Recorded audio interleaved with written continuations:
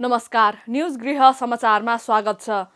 प्रधानमन्त्री पुष्पकमल दाहालले सीमाना सुरक्षाको लागि सरकार संवेदनशील रहेको बताएका छन्। शुक्रबारको प्रतिनिधि सभा बैठकमा सांसद अशोक कुमार चौधरीको प्रश्नको जवाफ दिँदै प्रधानमन्त्री दाहालले देशको सीमाना सुरक्षामा सरकार संवेदनशील रहेको बताए। उनले देशको सार्वभौम सत्ता, राष्ट्रिय स्वतन्त्रता, भौगोलिक अखण्डता, राष्ट्रिय एकता लगायत राष्ट्रिय हित रक्षाको लागि पनि सरकार संवेदनशील र प्रयत्नशील रहेको उल्लेख गरे। नेपालको सार्वभौम सत्ता, राष्ट्रिय स्वतन्त्रता, भौगोलिक अखण्डता, सीमानाको सुरक्षा, राष्ट्रिय एकता लगायत राष्ट्रिय हितको रक्षाको लागि सरकार संवेदनशील र निरन्तर प्रयत्नशील रहेको जानकारी म गराउन चाहन्छु। यसै सन्दर्भमा अन्तर्राष्ट्रिय सीमा सुरक्षालाई थप सबल, सुदृढ र प्रभावकारी बनाउन सीमा स्तम्भहरूको नियमित मर्मत सम्भार गर्दै जाने र बोर्डर आउटपोस्टहरूको सुदृढीकरण र थप स्थानमा आउटपोस्ट निर्माण गर्दै लैजाने विषय सरकारको उच्च प्राथमिकतामा रहेको छ। गोर्खाको शहीद लखन गाउँपालिका 3 मा भएको सवारी दुर्घटनामा परि 5 जनाको निधन भएको खबरले प्रधानमन्त्री पुष्पकमल दाहाल प्रचण्डले आफू मर्माहत भएको बताएका छन्। प्रधानमन्त्री प्रचण्डले दुर्घटनामा परि निधन भएका प्रति श्रद्धाञ्जली अर्पण गर्दै शोकाकुल परिवार तथा आफन्तजनमा समवेदना प्रकट गरेका हुन्। उनले दुर्घटनामा परि घाइते भएकाको शीघ्र स्वास्थ्य लाभको कामना गरेका छन्। यो दुर्घटनापछि लखन गाउँपालिकाले शोक बिदा पनि दिएको छ। कोटगाउँ नजिक पातले खोलामा जीप दुर्घटनामा परि ज्यान गुमाएका र मृतकको परिवारप्रति गहिरो समवेदना प्रकट गर्दै गाउँपालिकाले शोक बिदा दिएको हो। शहीद लखन गाउँपालिका 3 चिलिङकोटबाट बेहुली लिएर शहीद लखन 5 ताक्लुङ फर्किँदै गरेको 010234 4427 नम्बरको जीप गए राति दुर्घटना हुँदा 5 जनाको मृत्यु भएको थियो। दुर्घटनामा 12 जना घाइते भएका छन्। पहिरोमा परि ओखलढुङ्गाको चम्पादेवी गाउँपालिका वडा नम्बर 8 गुरुङ बस्तीका एकै परिवारको 4 जनाको मृत्यु भएको छ। गए राति गएको पहिरोमा परि 18 महिने शिशु सहित परिवारकै 4 जनाको मृत्यु भएको हो। बिहिबार परेको वर्षाको कारण 11 बजे राति गएको पहिरोमा परेका 38 वर्षीय रणबहादुर गुरुङ, 29 वर्षीय शिवमाया गुरुङ र 18 महिनाको छोरी कविता गुरुङ, 10 वर्षीय छोरा दिनेश गुरुङको ज्यान गएको हो। पहिरोले गुरुङ बस्तीमा रहेको अन्य 25 भन्दा बढी घरमा क्षति पुर्याएको छ। प्रतिनिधि सभाका सांसद डाक्टर अमरेश कुमार सिंहले निजगढ अन्तर्राष्ट्रिय विमानस्थल बनाउन आवश्यक नभएको बताएका छन्। बुधबार प्रतिनिधि सभा बैठकमा संस्कृति, पर्यटन तथा नागरिक उड्डयन मन्त्रालय, गृह मन्त्रालय, रक्षा मन्त्रालय, प्रधानमन्त्री तथा मन्त्री परिषद कार्यालय, राष्ट्रिय योजना आयोगको विनियोजन शीर्षक माथिको छलफलमा भाग लिँदै सांसद सिंहले निजगढ विमानस्थल बनाउने कुरामा आफ्नो आपत्ति रहेको बताएका हुन्। अर्को निजगढ एयरपोर्टको बन्नेमा मेरो आपत्ति छ, किनकि निजगढ एयरपोर्ट यता 2टा इन्टरनेसनल एयरपोर्ट काम गर्न सकिरहेको छैन।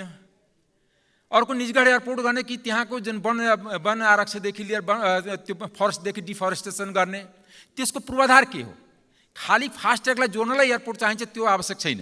त्यस कारणले विदेशीको ऋण लिने, त्यो ऋण लिएर एयरपोर्ट बनाउने र त्यसमा त्यो अनुसारको व्यवस्था नहुने। त्यस कारण यो जुन अहिले पनि बजेटमा भनेको छ कि निजगढ एयरपोर्ट बनाउने, निजगढ एयरपोर्ट के त्यहाँ भैँसी चराउनको लागि बनाउने हो कि मधेसमा भैँसी धेरै पाउँछ? नेकपा एमालेका सचिव एवं सांसद योगेश कुमार भट्टराईले भने त्रिभुवन अन्तर्राष्ट्रिय विमानस्थलको विकल्प निजगढ अन्तर्राष्ट्रिय विमानस्थल भन्दा अरू हुन नसक्ने बताएका छन्। शुक्रबारकै प्रतिनिधि सभा बैठकमा बोल्दै सांसद भट्टराईले नेपाल वायु सेवा निगममा नयाँ कर्मचारी भर्ती गर्नु नेपाल आमाको रगत खाए जस्तै भएको टिप्पणी गरेका छन्। 3000 जति कर्मचारी राखेर 4वटा प्लेन कुदाइराख्ने हो भने, उडाइराख्ने हो भने त्यो आवश्यक छैन। नेपालकै कतिपय निजी कम्पनीका जहाजहरू 16वटा छन्, उनीहरूसँग कर्मचारी 1100 छ। हामीसँग 4वटा जहाज छन्, 3000 कर्मचारी किन चाहियो?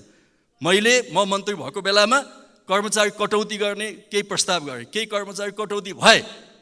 म प्रधानमन्त्रीजीलाई भन्न चाहन्छु, सरकारलाई भन्न चाहन्छु, 2074 सालमा केपी ओली प्रधानमन्त्री नियुक्ति भएदेखि 2077 सालको फागुन 5 गतेसम्म एकजना पनि कर्मचारी नेपाल वायु सेवा निगममा हामीले भर्ती गरेका छैनौँ।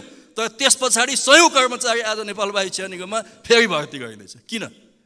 त्यसलाई चाहिँ सोमालिया कि आमा जस्तो बनाउने, जुन आमाको दुध आउँदैन तर त्यो चाहिँ आमाको चुसिराख्ने, रगत चुसे जस्तै हो। त्यो नेपाल वायु सेवा निगममा कर्मचारी भर्ती गर्नु भनेको आमाको रगत खानु जस्तै हो। आज त्यस्तै भइरहेको छ। त्यसकारण म त्यसको निन्दा गर्छु। नेकपा एमालेका अर्का सांसद रघुवीर महासेठले नेपालको सिमानाको सुरक्षा गर्ने जिम्मा नेपाली सेनालाई दिनुपर्ने बताएका छन्। सोही बैठकमा नेपाल मजदुर किसान पार्टीका सांसद प्रेम सुवालले राष्ट्रपतिलाई नागरिकता विधेयक प्रमाणीकरण लगाउने मन्त्री परिषदको सिफारिस तत्काल फिर्ता लिन प्रधानमन्त्री पुष्पकमल दाहालसँग आग्रह गरेका छन्। नेपालीलाई नेपाली नागरिकता दिनुपर्छ, तर विदेशीलाई दिनु हुँदैन। 2063 साल यता सार्वजनिक सरजमिन गराई विदेशीलाई जन्मको आधारमा दिइएको नेपाली नागरिकता खारेज गर्नुपर्छ।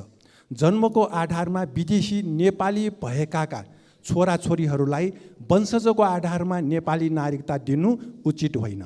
यो नेपाललाई सिक्किम जस्तै बनाउने हो र शासकहरू लेन्डुप जस्तै हुने बाटो हो। यो देशद्रोही बाटोबाट सरकार पछि हट्नु जरुरी छ।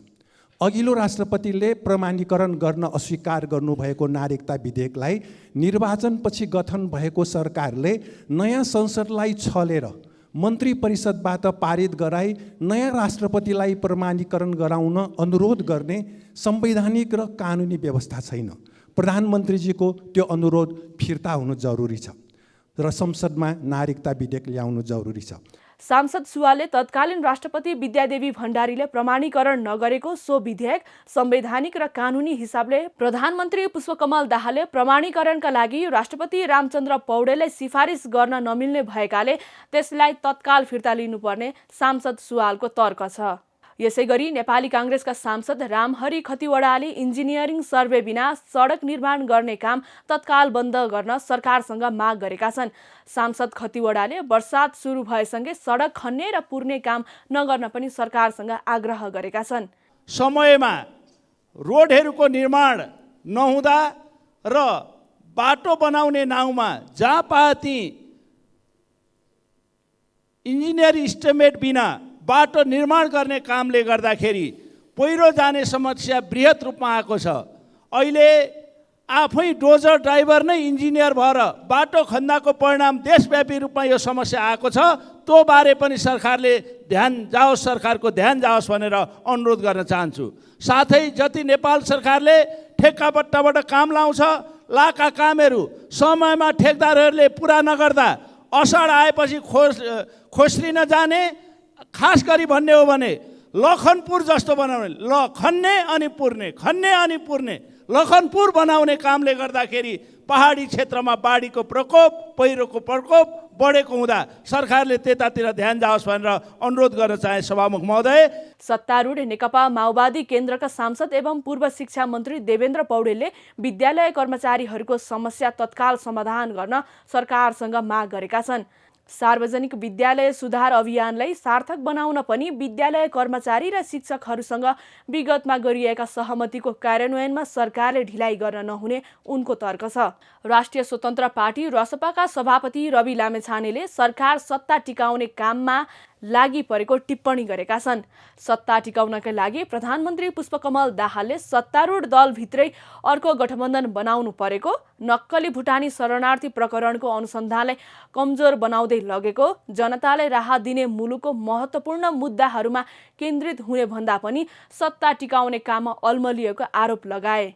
सरकार जनतालाई राहत दिने, मुलुकका महत्त्वपूर्ण मुद्दाहरूमा केन्द्रित रहने भन्दा पनि सरकारले आफूलाई टिकाउनु पर्ने जिम्मेवारी बढी भएका कारणले सरकार कता कता अल्मलिएको हो कि भन्ने कुरा म सम्मान्य सभामुख महोदय मार्फत सदनलाई जानकारी गराउन चाहन्छु।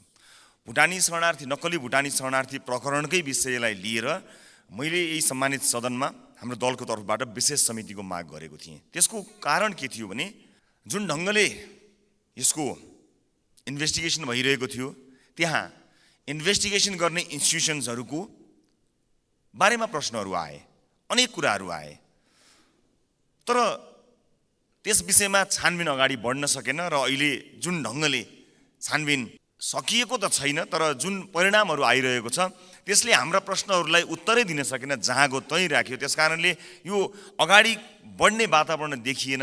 यस्तै रासपा सांसद सुमना श्रेष्ठले सरकारसँग विपद व्यवस्थापनका रणनीतिहरू पर्याप्त नभएको बताएकी छन्।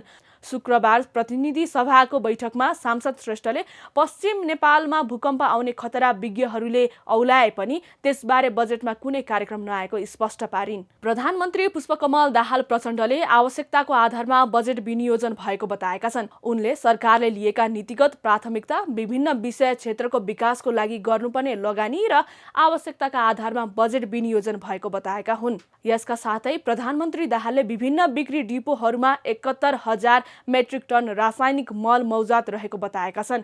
संसदमा कृषि उपजमा उपभोक्ताले चर्को मूल्य तिर्नुपर्ने अवस्थाको अन्त्य गर्न समर्थन मूल्य तोक्ने व्यवस्था गरिएको जानकारी समेत दिए।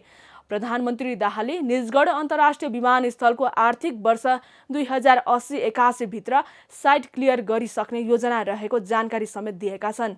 शुक्रबार काठमाडौँमा आयोजित एक कार्यक्रमलाई सम्बोधन गर्दै प्रधानमन्त्री दाहालले डिजिटल इकोनोमीमा सरकारले विशेष जोड दिइरहेको समेत बताए।